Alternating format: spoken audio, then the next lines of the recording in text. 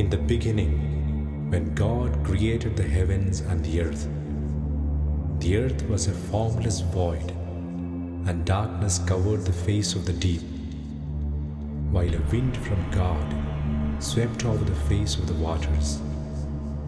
Then God said, "Let there be light," and there was light. And God saw that the light was good, and God separated the light from the darkness. God called the light day, and the darkness He called night. And there was evening, and there was morning, the first day.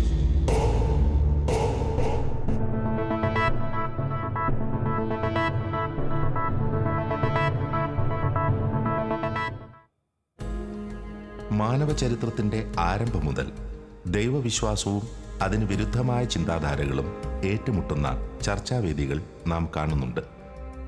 സ്വന്തം അനുഭവങ്ങളുടെ വെളിച്ചത്തിൽ ദൈവത്തിൻ്റെ അസ്തിത്വത്തിൽ ദൃഢമായി വിശ്വസിക്കുന്നവർ ദൈവവിശ്വാസികളായും, വിവിധ സിദ്ധാന്തങ്ങളുടെയും തത്വശാസ്ത്രങ്ങളുടെയും പിൻബലത്തിൽ മറ്റൊരു വിഭാഗം നിരീശ്വരവാദികളായും രംഗത്തെത്തുന്നു.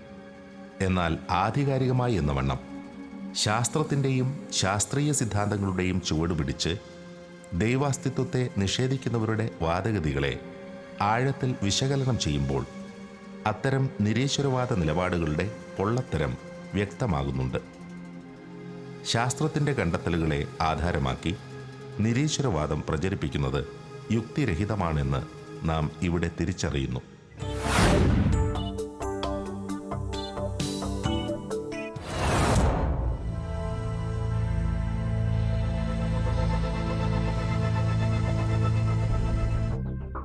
ബൗദ്ധികമായ തത്വചിന്തകളുടെ വെളിച്ചത്തിൽ ദൈവാസ്തിത്വത്തെ നിഷേധിക്കാൻ ശ്രമിക്കുന്ന അനേകർ തങ്ങളുടെ വാദഗതികൾക്ക് ആധാരമായി സ്വീകരിക്കുന്നത് ചില ശാസ്ത്രീയ നിഗമനങ്ങളും സിദ്ധാന്തങ്ങളുമാണ്. സങ്കുചിതമായ ചില ധാരണകളുടെ വെളിച്ചത്തിലാണ് പലരും നിരീശ്വരവാദികളായി സ്വയം അവതരിപ്പിക്കുന്നത് എന്നതാണ് വാസ്തവം. അടിസ്ഥാനപരമായി അത്തരക്കാർ സൂക്ഷിക്കുന്ന ദൈവസങ്കല്പം തന്നെ അപക്വമാണ് എന്ന് വിലയിരുത്താൻ കഴിയും.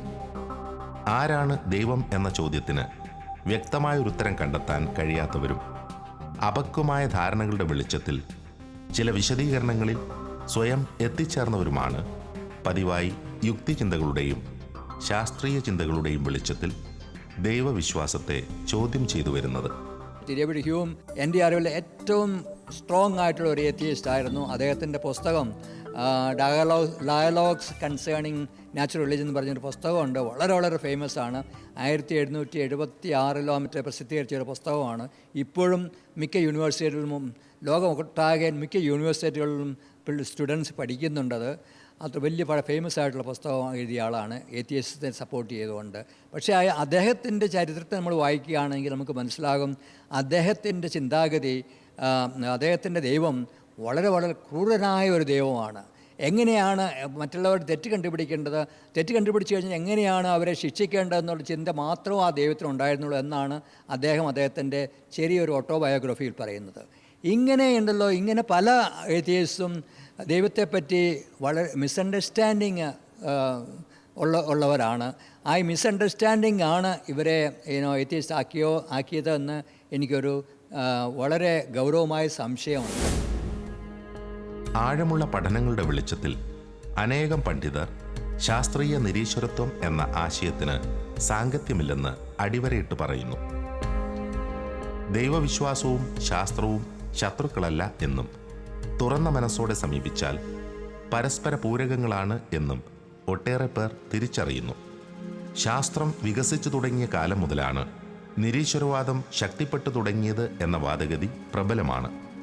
എന്നാൽ ഓരോ കാലത്തും ഉടലെടുത്തിട്ടുള്ള ശാസ്ത്രത്തിലുള്ള അമിതാശ്രയത്വവും ഉപരിപ്ലവമായ ചില മുൻധാരണകളും മാത്രമായിരുന്നു അത്തരം ചിന്താഗതികൾക്ക് പിന്നിലെന്ന് കാലം തെളിയിച്ചു. സയൻസ് ഡെവലപ്പ് ചെയ്തതിന് ശേഷം നിരീശ്വരവാദം കൂടിയെന്ന് പലരും പറയുന്നുണ്ട്. ചിലർ പറയുന്നു, ചില ചിന്തകർ പറയുന്നു സയൻസ് വന്നതുകൊണ്ടാണ് നിരീശ്വരവാദം വന്നതെന്ന്, അതായത് സ്ട്രോങ് ആയിട്ട് വന്നതെന്ന്. അതിലും ചില പരമാർത്ഥമുണ്ട്. ഫാദർ അഗസ്റ്റിൻ ഞാനും മുമ്പ് സൂചിപ്പിച്ചതുപോലെ മെക്കാനിക്കൽ ഫിലോസഫി ഓഫ് നേച്ചറും അതുപോലെ തന്നെ ലോജിക്കൽ പോസിറ്റിവിസവും ഒക്കെ സയൻസിൻ്റെ വളർച്ചയുടെ നിഴലിൽ വളർന്നു വന്ന സിസ്റ്റംസാണ്. അപ്പോൾ ആ സയൻറ്റിഫിക് ഐഡിയാസ് അവർ അടിസ്ഥാനപ്പെടുത്തിക്കൊണ്ടാണ് അവരവരുടെ ഏത്തിയസ്തം ഡെവലപ്പ് ചെയ്തത്. അതൊക്കെ ശരിയാണ്. പക്ഷേ നമ്മൾ ചിന്തിച്ച് നോക്കുമ്പോൾ നമുക്ക് മനസ്സിലാകും അവരുടെ എല്ലാം അടിസ്ഥാനം, അവരുടെ എല്ലാം ഫൗണ്ടേഷൻ വളരെ വളരെ നാരോ ആണ്. ഇക്കാലത്തും ശാസ്ത്രത്തിൻ്റെ ചുവട് പിടിച്ച് ദൈവാസ്തിത്വത്തെ ചോദ്യം ചെയ്യുന്ന അനേകരുണ്ട്. അവരിൽ സാധാരണക്കാരും ശാസ്ത്രാന്വേഷികളും ശാസ്ത്രജ്ഞരും ഉൾപ്പെടും. തങ്ങൾ തിരിച്ചറിഞ്ഞ ശാസ്ത്രീയ നിഗമനങ്ങളുടെ വെളിച്ചത്തിൽ ദൈവം എന്ന സത്യത്തിന് നിലനിൽപ്പില്ല എന്ന് ചിലർ സ്ഥാപിക്കാൻ ശ്രമിക്കുമ്പോഴും ശാസ്ത്രീയ നേട്ടങ്ങളുടെ ഔന്നത്യത്തിൽ എത്തിച്ചേർന്ന അനേകം പണ്ഡിതർ ഉറച്ച ദൈവവിശ്വാസികളായി നമുക്ക് മുന്നിലുണ്ട്. ശാസ്ത്രീയ ഗവേഷണങ്ങളുടെ ആഴങ്ങളിൽ നിന്നും ദൈവാസ്തിത്വത്തെ തിരിച്ചറിഞ്ഞവരും അപൂർവമല്ല. യുണൈറ്റഡ് സ്റ്റേറ്റ്സ് ഓഫ് അമേരിക്കയുടെ നിയന്ത്രണത്തിലുള്ള നാഷണൽ ഇൻസ്റ്റിറ്റ്യൂട്ട് ഓഫ് ഹെൽത്തിൻ്റെ 16ാമത് ഡയറക്ടറും ഹ്യൂമൻ ജിനോം പ്രൊജക്റ്റിൻ്റെ തലവനുമായ ഫ്രാൻസിസ് കോളിൻസ് യൗവനത്തിൽ ഒരു നിരീശ്വരവാദിയെന്ന് സ്വയം പരിചയപ്പെടുത്തിയിരുന്ന വ്യക്തിയാണ്. വിവിധ ശാസ്ത്രീയ ചിന്തകളിലെ ദൈവാസ്തിത്വ നിഷേധത്തെക്കുറിച്ച് ഗ്രഹിച്ചിരുന്ന അദ്ദേഹം പിൽക്കാലത്ത് ഒരു തികഞ്ഞ ദൈവവിശ്വാസിയായി തീർന്നു. താനൊരു സീരിയസ് ക്രിസ്ത്യനാണ് എന്ന് അദ്ദേഹം സ്വയം വിശേഷിപ്പിക്കുന്നു. 2006 പ്രസിദ്ധീകരിക്കപ്പെട്ട ദൈവത്തിൻ്റെ ഭാഷ, ഒരു ശാസ്ത്രജ്ഞൻ ദൈവവിശ്വാസത്തിനുള്ള തെളിവുകൾ അവതരിപ്പിക്കുന്നു എന്ന ഗ്രന്ഥത്തിൽ ശാസ്ത്രീയ നേട്ടങ്ങളെയെല്ലാം ദൈവ ആരാധനയ്ക്കുള്ള അവസരങ്ങളായി അദ്ദേഹം അവതരിപ്പിക്കുന്നു. But I think for many scientists, particularly for those who have seen the shrill pronouncements from extreme views that threaten what they're doing scientifically and feel therefore that they can't really include those thoughts into their own worldview, faith can be seen as an enemy. And similarly, on the other side, some of my scientific colleagues who are of an atheist persuasion are sometimes using science as a club over the head of believers, basically suggesting that anything that can't be reduced to a scientific question isn't important and it just represents a superstition and it should be gotten rid of. Part of the problem is, I think the extremists have occupied the stage. Those voices are the ones we hear.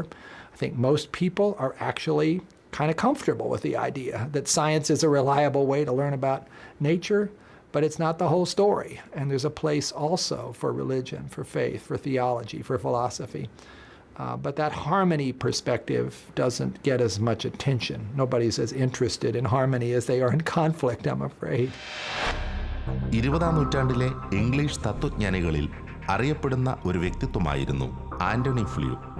ജീവിതകാലത്ത് ഏറിയ പങ്കും ഒരു തികഞ്ഞ നിരീശ്വരവാദിയായി അറിയപ്പെട്ടിരുന്ന അദ്ദേഹം മതങ്ങളുടെ തത്വശാസ്ത്രത്തെക്കുറിച്ച് ആഴത്തിൽ പഠിച്ചിരുന്നു. ഈ പ്രപഞ്ചത്തിന് ഒരു സൃഷ്ടാവ് കൂടിയേ തീരൂ എന്ന് അദ്ദേഹം 2004 പ്രഖ്യാപിച്ചത് സഹപ്രവർത്തകരെയും നിരീശ്വരവാദികളെയും ഒന്നുപോലെ അമ്പരപ്പിച്ചു. ആൻ്റണി ഫ്ലൂ ഒരു നിരീശ്വരവാദിയായിരുന്നു, വളരെ കാലത്തേക്ക് നിരീശ്വരവാദിയായിരുന്നു. അത് കഴിഞ്ഞപ്പോഴത്തേക്കും കാലക്രമേണ അദ്ദേഹം തൻ്റെ ദൃഷ്ടികോണം കുറച്ചുകൂടെ വികസിപ്പിക്കാൻ ശ്രമിച്ചു. ഈ ബ്രോഡൻഡ് ഹിസ് പെർസ്പെക്റ്റീവ്. അങ്ങനെ വന്നപ്പോഴത്തേക്കാണ് അദ്ദേഹത്തിന് മനസാന്തരം വന്നതും അതുപോലെ തന്നെ അദ്ദേഹം ഒരു വിശ്വാസിയായി തീർന്നതും. ഇതുപോലെ തന്നെ നമുക്ക് പറയാൻ സാധിക്കും ഫ്രാൻസിസ് കോളിൻസിനെ പറ്റിയും അതുപോലെ തന്നെ അലൻ സാൻഡിജിനെ പറ്റിയും ഒക്കെ. സോ ദി സങ്കുചിതമായൊരു മനസ്ഥിതി ആണ് ഈ ഏത്തിയസം വരാനൊരു കാരണം എന്നാണ് പലരും മനസ്സിലാക്കിക്കൊണ്ടിരിക്കുന്നത്. പ്രബലരായ നിരീശ്വരവാദ ചിന്തകരെ ശക്തിയുക്തം എതിരിട്ട അനേകം പണ്ഡിതരുണ്ട്. ബൗദ്ധിക ലോകം ഏറെ വാഴ്ത്തിപ്പാടുന്ന ചില പ്രശസ്തരായ നിരീശ്വരവാദികളെയും തങ്ങളുടെ ബോധ്യങ്ങൾ കൊണ്ട് മറികടക്കുവാൻ അവർക്ക് കഴിഞ്ഞിട്ടുണ്ട്. ശാസ്ത്രവും തത്വശാസ്ത്രവും ഉയർത്തുന്ന ചോദ്യങ്ങൾക്കും വെല്ലുവിളികൾക്കും മുന്നിൽ ദൈവവിശ്വാസത്തിൻ്റെ തത്വസംഹിതകൾ മുട്ടുമടക്കില്ല എന്ന് അവർ തങ്ങളുടെ നിലപാടുകളിലൂടെ വ്യക്തമാക്കുന്നു. ഒരു അമേരിക്കൻ വിശകലന തത്വശാസ്ത്രജ്ഞനും ദൈവശാസ്ത്രജ്ഞനുമാണ് വില്യം ലെയ്ൻ ക്രെയ്ഗ്. ദൈവശാസ്ത്രത്തിലും തത്വശാസ്ത്രത്തിലും ആഴമേറിയ പഠനങ്ങൾ നടത്തിയിട്ടുള്ള അദ്ദേഹം ദൈവാസ്തിത്വത്തെ നിഷേധിക്കുന്നവർക്കെതിരെ പലപ്പോഴും ശക്തമായി രംഗത്ത് വന്നിട്ടുണ്ട്.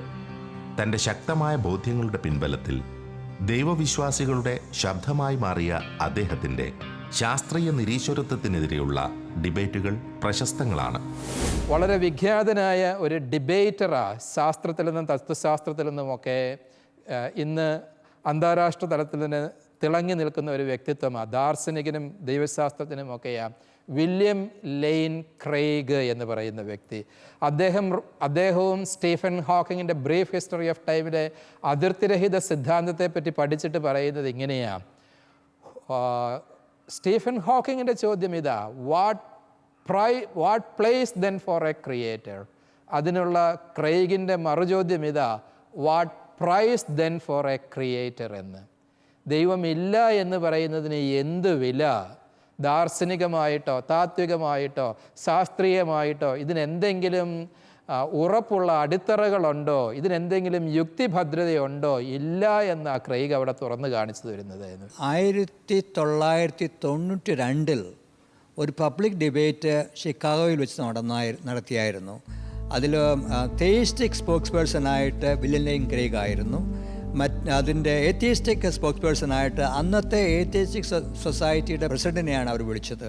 അപ്പോൾ ഇവർ തമ്മിൽ ഡിബേറ്റ് ചെയ്തു, വളരെ വളരെ ശക്തമായി ഡിബേറ്റ് ചെയ്തു. അതിൻ്റെ ടേപ്പും അത് യൂട്യൂബിലും ഉണ്ടെന്നാണ് എനിക്ക് തോന്നുന്നത്. അതിൻ്റെ ടേപ്പ് എൻ്റെ കൈവശമുണ്ട്, വീഡിയോ ടേപ്പ്. വളരെ വളരെ പ്രസിദ്ധമായ ഒരു ഡിബേറ്റായിരുന്നു. 10,000 ആൾക്കാർ അതിനെ കേൾക്കാൻ വേണ്ടിയിട്ട് ഒന്നായിരുന്നു. പിന്നെ അതിൻ്റെ ഇരട്ടി ആൾക്കാർ ക്ലോസ് സർക്യൂട്ട് ടി വിയിലും കാണുന്നുണ്ടായിരുന്നു. ഈ ഡിബേറ്റ് കഴിഞ്ഞിട്ട് ഒരു വോട്ടിംഗ്, അതായത് ഉള്ളിലുണ്ടായിരുന്നവർ 10,000 ആൾക്കാർ ഉള്ളിലുണ്ടായിരുന്നല്ലോ, അവരുടെ ഇടയിൽ ഒരു വോട്ടിംഗ് നടത്തിയായിരുന്നു. വോട്ട് ഇതായിരുന്നു, who gave the best arguments for his respective position. ആര് വിൻ ചെയ്തെന്നല്ല, in your view who gave the best arguments for his position. 80% കൂടുതൽ ആൾക്കാർ പറഞ്ഞു വില്യം ലെയ്ൻ ക്രെയ്ഗിൻ്റെ തെയിസ്റ്റത്തിന് വേണ്ടിയിട്ടുള്ള ആർഗ്യുമെൻറ്റ്സ് ആണ് വളരെ വളരെ സ്ട്രോങ്.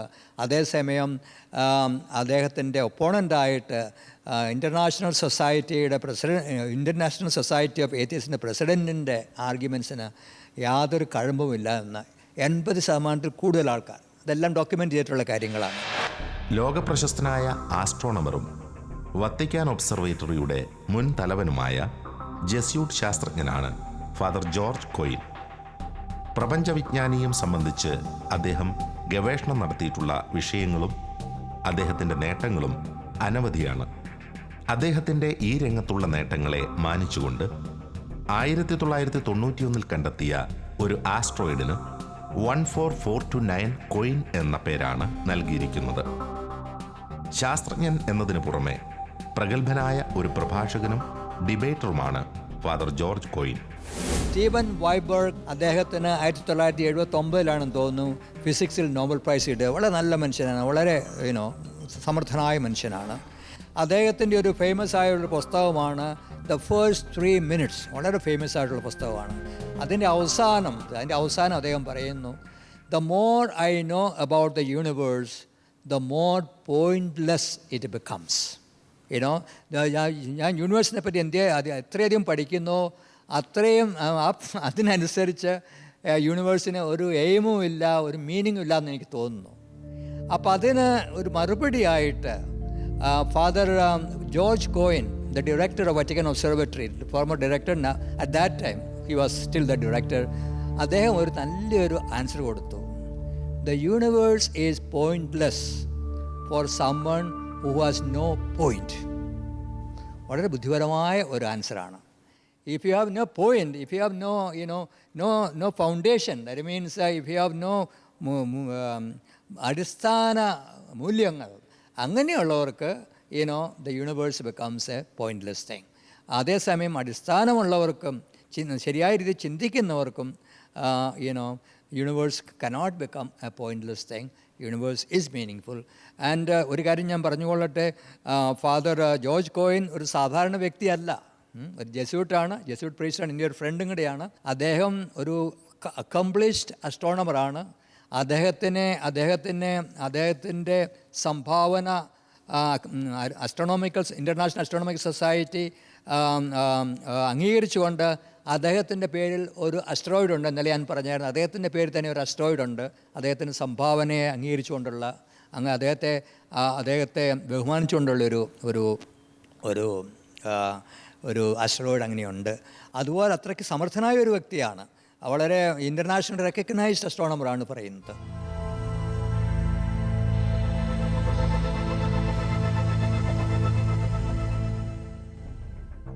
അല്പം മാറി നിന്ന് ചിന്തിച്ചാൽ ദൈവവിശ്വാസവും ശാസ്ത്രീയ നേട്ടങ്ങളും തമ്മിൽ ഒരു കാലത്തും പൊരുത്തക്കേടുണ്ടാകേണ്ടതില്ല എന്ന ഉറച്ച നിഗമനത്തിലെത്താൻ നമുക്ക് കഴിയുമെങ്കിലും ശാസ്ത്രീയ നിരീശ്വരത്വ ചിന്തകൾ ഒരു യാഥാർത്ഥ്യം തന്നെയാണ്. ആധുനിക ശാസ്ത്രത്തിൻ്റെ ആരംഭദശ മുതൽ ശാസ്ത്രീയ നേട്ടങ്ങളെ മുൻനിർത്തി അനേകർ ദൈവവിശ്വാസത്തെയും ദൈവാസ്തിത്വത്തെയും ചോദ്യം ചെയ്തുകൊണ്ടിരിക്കുന്നു. എന്തുകൊണ്ട് ഇങ്ങനെ സംഭവിക്കുന്നു എന്ന ചോദ്യം അനേകം ചിന്തകർ സഗൗരവം ചിന്താവിഷയമാക്കിയിട്ടുണ്ട്. പ്രശസ്തരായ ചിന്തകരും ദൈവശാസ്ത്രജ്ഞരും ചില വ്യക്തമായ വിശദീകരണങ്ങളും നൽകുന്നു. മൈക്കിൾ ബക്ലി എന്നും പറഞ്ഞുകൊണ്ട് ഒരു ഈശോ സഭക്കാരൻ സയൻറ്റിസ്റ്റ് ഫിലോസഫർ അമേരിക്കയിലെ വലിയൊരു പുസ്തകം എഴുതിയിട്ടുണ്ട്, ദ സോഴ്സ് ഓഫ് സയൻറ്റിഫിക് എത്തിയിസം എന്നും പറഞ്ഞുകൊണ്ട്. ആ പുസ്തകത്തിൽ അദ്ദേഹം വാദിക്കുന്നത്, വളരെ പ്രസിദ്ധനായ ഒരു ഓഥറാണ് അദ്ദേഹം വാദിക്കുന്നത്, ഈ സയൻറ്റിഫിക് എത്തിയിസം വരാനുള്ള പ്രധാന കാരണം ഈ അന്നത്തെ തിയോളജിയൻസും ശാസ്ത്രജ്ഞന്മാരും ഒക്കെ തിയോളജിയെ സയൻസിന്, അതായത് മെക്കാനിക്കൽ സയൻസിന് ഡിപ്പെൻഡൻ്റ് ആക്കി. Theology became dependent on mechanical science. അപ്പോൾ ആ മെക്കാനിക്കൽ സയൻസ് കൊളാപ്സ് ചെയ്തു. അതിന് പ്രശ്നങ്ങൾ ഉണ്ടായപ്പോഴത്തേക്കും that foundation of theology collapse ചെയ്തു. അത് മുഖേന ഏത്തിയസം വന്നു എന്ന് അദ്ദേഹം പറയുന്നുണ്ട്. അതിൽ കുറേ പരമാർത്ഥമുണ്ട്, പൂർണ്ണമായ പരമാർത്ഥമുണ്ടെന്ന് എനിക്ക് തോന്നുന്നില്ല. കത്തോലിക്ക സഭാ നേതൃത്വത്തിന് യൂറോപ്യൻ രാഷ്ട്രീയത്തിന് മേൽ ശക്തമായ സ്വാധീനമുണ്ടായിരുന്ന ഒരു കാലഘട്ടത്തിലാണ് ആധുനിക ശാസ്ത്രം വളർച്ച പ്രാപിക്കുന്നത്. അക്കാലത്ത് ശാസ്ത്രം മുന്നോട്ട് വെച്ച ചില തത്വചിന്തകളെയും വെല്ലുവിളികളെയും വിശ്വാസ സമൂഹത്തിന് പൂർണ്ണമായും ഉൾക്കൊള്ളുവാൻ കഴിഞ്ഞിരുന്നില്ല എന്നത് ഒരു യാഥാർത്ഥ്യമാണ്. അക്കാലഘട്ടത്തിൽ സഭാ നേതൃത്വം പ്രകടിപ്പിച്ച അസഹിഷ്ണുത മൂലം ശരിയായ പഠനങ്ങൾ നടത്തി വ്യക്തമായ നിലപാടുകൾ സ്വീകരിക്കാൻ കഴിയാതെ പോയത് ശാസ്ത്രത്തിന്റെ പക്ഷത്ത് നിന്നവരിൽ തെറ്റിദ്ധാരണകൾക്കിടയാക്കിയിട്ടുണ്ട്. എൻ്റെ അഭിപ്രായത്തിൽ ഏത്തിയസം വരാനുള്ള 2-3 കാരണങ്ങളുണ്ട്. ഒരു കാരണം ഇതാണ്, ഈ സയൻസ് ഡെവലപ്പ് ചെയ്തപ്പോഴത്തേക്കും സയൻസ് പലതരത്തിലുള്ള ചലഞ്ചസ് റിലിജനെ പോസ് ചെയ്തു. റിലിജൻ്റെ മുമ്പിൽ പലതരത്തിലുള്ള ചലഞ്ചസ് അവതരിപ്പിച്ചു. ആ സമയം മിക്ക റിലീജിയസ് ലീഡേഴ്സും ഈ ചലഞ്ചസിനെ പോസിറ്റീവായിട്ട് കാണാതെ അതിനെ ഒരു ഓപ്പോസിഷൻ ടു ബി സപ്രസ് എന്ന രീതിയിൽ അവർ അതിനെ സ്വീകരിച്ചു. Challenge is an opposition to be suppressed. അതേസമയം അവർ പോസിറ്റീവായിട്ട് അത് എടുക്കുമായിരുന്നെങ്കിൽ a challenge is an opportunity to self examine ourselves and to modify ourselves and to grow in that modification. ആ രീതിയിൽ പോസിറ്റീവായിട്ട് അവർ എടുക്കുമായിരുന്നുവെങ്കിൽ എൻ്റെ അഭിപ്രായത്തിൽ ഏത്തിയസം വരത്തില്ലായിരുന്നു. ശാസ്ത്രത്തിൻ്റെ കണ്ടെത്തലുകളെ യാഥാർത്ഥ്യബോധത്തോടെ ഉൾക്കൊണ്ടുകൊണ്ട് വിശ്വാസ സത്യങ്ങളുടെ വിശദീകരണങ്ങളുമായി അവയെ പൊരുത്തപ്പെടുത്തുക എന്ന ഉത്തരവാദിത്തം പ്രധാനപ്പെട്ടതാണ്. ആധുനിക കാലഘട്ടത്തിലെ മാർപ്പാപ്പമാർ ഇക്കാര്യം ശാസ്ത്ര മത നേതൃത്വങ്ങളോട് ആഹ്വാനം ചെയ്യുന്നു. ഇത്തരം കാര്യങ്ങളിലും ചില കാലഘട്ടങ്ങളിൽ സഭാ നേതൃത്വത്തിന് വീഴ്ചകൾ പറ്റിയിട്ടുണ്ട് എന്ന് അനേകം പണ്ഡിതർ അഭിപ്രായപ്പെടുന്നു. Religion never tried to become acclimatized to a world of science. നമ്മളുണ്ടല്ലോ, ഈ സയൻസിനെ പറ്റി പഠിച്ചായിരുന്നു. സയൻസ് മുഖേന പലതരത്തിലുള്ള മാറ്റങ്ങൾ വന്നു, പലതരത്തിലുള്ള ഇമ്പ്രൂവ്മെൻറ്റ്സ് വന്നു, പുരോഗമനം വന്നു. ആ പുരോഗമനത്തിൻ്റെയും മാറ്റത്തിൻ്റെയും പശ്ചാത്തലത്തിൽ നമ്മളുടെ മതത്തിൻ്റെ ചിന്താഗതികളിലും കുറേയൊക്കെ വ്യത്യാസം വരുത്തേണ്ടതായിരുന്നു. അത് പലരും ചെയ്തില്ല, അതിനെ പലരും എതിർത്തു. സോ റിലിജൻ സയൻറ്റിഫിക് വേർഡിൽ ഒരു അപരിചിതനെ പോലെ ആയിത്തീർന്നു, ഒരു ഏലിയനെ പോലെ ആയിത്തീർന്നു, ഫിഷ് ഔട്ട് ഓഫ് വാട്ടർ എന്ന പരിസ്ഥിതിയിലായിത്തീർന്നു. അതും ഒരു കാരണമാണ് ഏത്തിയസം വരുന്നതിനായിട്ട്. പോപ്പ് ജോൺ പോൾ II അദ്ദേഹം ജോർജ് ഓവൻ എഴുതിയ എഴുത്തിൽ വളരെ വ്യക്തമായിട്ട് പറയുന്നുണ്ട് that we have to acclimatize our religious belief in an atmosphere of science. അതിൻ്റെ അർത്ഥം നമ്മളുടെ വിശ്വാസവും നമ്മളുടെ മതപരമായ ആശയങ്ങളും വിട്ടുകളയണമെന്നല്ല, അതിൽ വേണ്ടതായ ശരിയായ മാറ്റങ്ങൾ വരുത്തുക, തക്കതായ മാറ്റങ്ങൾ വരുത്തുക, റെസ്പോൺസിബിൾ ആയിട്ടുള്ള രീതിയിൽ അതിന് മാറ്റങ്ങൾ വരുത്തുക. അങ്ങനെ മാറ്റങ്ങൾ വരുത്തുകയാണെങ്കിൽ തീർച്ചയായിട്ടും എത്തീസം പോകും. ഇതുപോലെ ഈ മാറ്റങ്ങൾ വരുത്തുന്നതിനുള്ള ഒരു മാർഗമായിട്ടാണ് ഞാൻ സെക്കൻഡ് വത്തിക്കൻ കൗൺസിലിൻ്റെ ഡോക്യുമെൻറ്റ്സ് കണക്കാക്കുന്നത്. അതുപോലെ തന്നെ ഇപ്പോഴത്തെ ചില പോപ്പ് ഫ്രാൻസിസിൻ്റെ ചില ഐഡിയാസും ചില ടോക്സും ഈ രീതിയിലാണ് ഞാൻ കണക്കാക്കുന്നത്. ഇതനുസരിച്ച് പോയി കഴിഞ്ഞാൽ എത്തീസം കാലക്രമേണ നമ്മുടെ ലോകത്തു നിന്നും മാഞ്ഞു പോകും എന്നാണ് ഞാൻ വിശ്വസിക്കുന്നത്. ആഴമേറിയ ബോധ്യങ്ങളാണ് ദൈവവിശ്വാസത്തിൻ്റെ അടിസ്ഥാനം.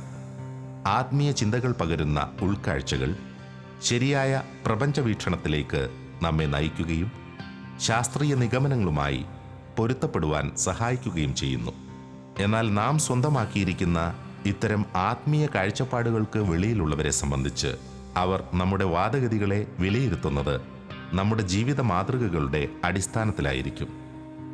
ഇത്തരത്തിൽ ചിന്തിച്ചാൽ ശരിയായ ജീവിത മാതൃകകൾ വിശ്വാസികളിൽ നിന്ന് ഉണ്ടാകാത്ത പക്ഷം അത് നിരീശ്വരവാദത്തെ ശക്തിപ്പെടുത്തുന്നതിന് ഇടയായേക്കാം.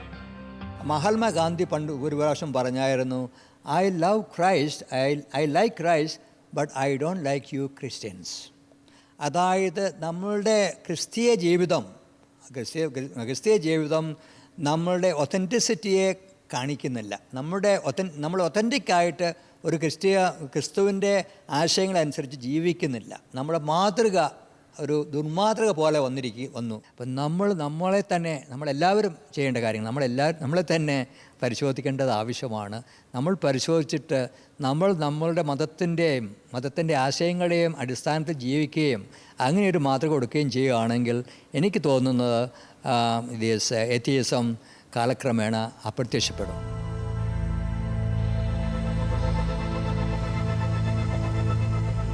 മസ്തിഷ്ക ശാസ്ത്രത്തെ പറ്റിയുള്ള നമ്മുടെ ചർച്ച സംഗ്രഹിച്ചത് മാറി വരുന്ന കാഴ്ചപ്പാടുകളെ അവതരിപ്പിച്ചുകൊണ്ടാണ്. പണ്ടുകാലത്ത് ശാസ്ത്രജ്ഞനാണെങ്കിൽ പള്ളിയിൽ പോകുന്നവനാണെന്ന് കണ്ടു കഴിഞ്ഞാൽ അവൻ വേണ്ടത്ര ബുദ്ധിയില്ലാത്തവനായിട്ട് കരുതപ്പെടുന്ന ഒരു സാഹചര്യമുണ്ടായിരുന്നു. ഇന്ന് ബുദ്ധിയുള്ളവൻ്റെ മതാത്മകത അല്ലെങ്കിൽ ഈശ്വരവിശ്വാസം എന്നതിലേക്കാണ് കൂടുതൽ സൂചനകൾ എന്ന രീതിയിലാണ് കാര്യങ്ങൾ നീങ്ങുന്നത് എന്നാണ് നമ്മൾ പറഞ്ഞത്. ബുദ്ധിയുള്ളവരാരും ദൈവത്തിൽ വിശ്വസിക്കുകയില്ല എന്നുള്ള കാഴ്ചപ്പാട് മാത്രമേ അല്പബുദ്ധികളുടെ അല്ലെങ്കിൽ അർത്ഥജ്ഞാനത്തിൻ്റെയും പരിണതഫലമായിട്ട് നിരീശ്വരത്വം മാറുന്ന ഒരു സൈദ്ധാന്തിക സാഹചര്യമാണ് നിലനിൽക്കുന്നത് എന്നാണ് നമ്മൾ മനസ്സിലാക്കിക്കൊണ്ടിരിക്കുന്നത്. അപ്പോൾ ശാസ്ത്രം കൂടുതൽ മുന്നോട്ടേക്ക് പോകുന്നതിനനുസരിച്ച് മതാത്മകതയ്ക്കും ഈശ്വര വിശ്വാസത്തിനുമൊക്കെ കൂടുതൽ യുക്തിപരമായ ബഹുമാന്യത കൈവരും എന്നുള്ള രീതിയിലാണ് കൂടുതൽ ശുഭോദർഹമായ സൂചനകൾ നമുക്ക് ലഭിച്ചുകൊണ്ടിരിക്കുന്നത്. ലോകസമൂഹങ്ങളിൽ നിരീശ്വര ചിന്തകൾ വളർന്നു വരുന്ന സാഹചര്യങ്ങളും ഇന്നത്തെ ലോകത്തിലെ ഇത്തരം ആശയങ്ങളുടെ നിലനിൽപ്പും പരിശോധിച്ചാൽ ആ ചിന്താഗതികളുടെ അടിസ്ഥാനരാഹിത്യം വ്യക്തമാണ്. പ്രത്യേകിച്ച് ശാസ്ത്രീയ നിരീശ്വരത്വം എന്ന ആശയം തന്നെ വളരെ ദുർബലമാണ് എന്ന് നാം തിരിച്ചറിയുന്നു. തികഞ്ഞ ദൈവവിശ്വാസികളായ അനേകം ശാസ്ത്രജ്ഞരും ചിന്തകരും ഈ തിരിച്ചറിവിന് ഉറപ്പു പകരുന്നു. ശാസ്ത്രീയ സങ്കല്പങ്ങളെ അടിസ്ഥാനമാക്കി ഇനിയും ദൈവാസ്തിത്വത്തെ ചോദ്യം ചെയ്യുന്ന ആശയങ്ങളും വ്യക്തികളും ഉയർന്നു വന്നേക്കാം. പക്ഷേ ദൈവം എന്ന നിത്യസത്യത്തെ തള്ളിപ്പറയുവാൻ ഒരു ശക്തിക്കും കഴിയില്ല എന്ന് നിശ്ചയം.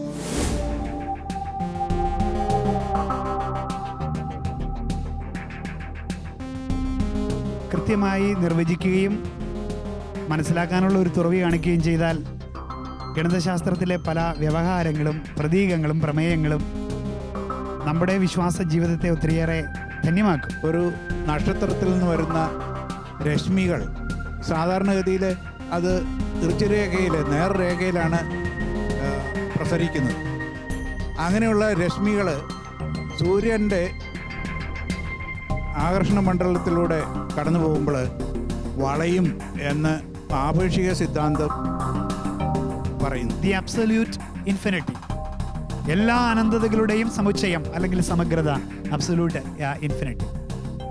വാസ്തവത്തിൽ ഇൻഫിനിറ്റി ഗണിതശാസ്ത്രപരമായി തെളിയിക്കാനാവില്ല എന്ന് ഞാൻ സൂചിപ്പിക്കുകയുണ്ടായി. തെളിയിക്കാനാവില്ലെങ്കിലും ഒരിക്കൽ കൂടി പറയട്ടെ, അതില്ലാതെ ഗണിതമില്ല.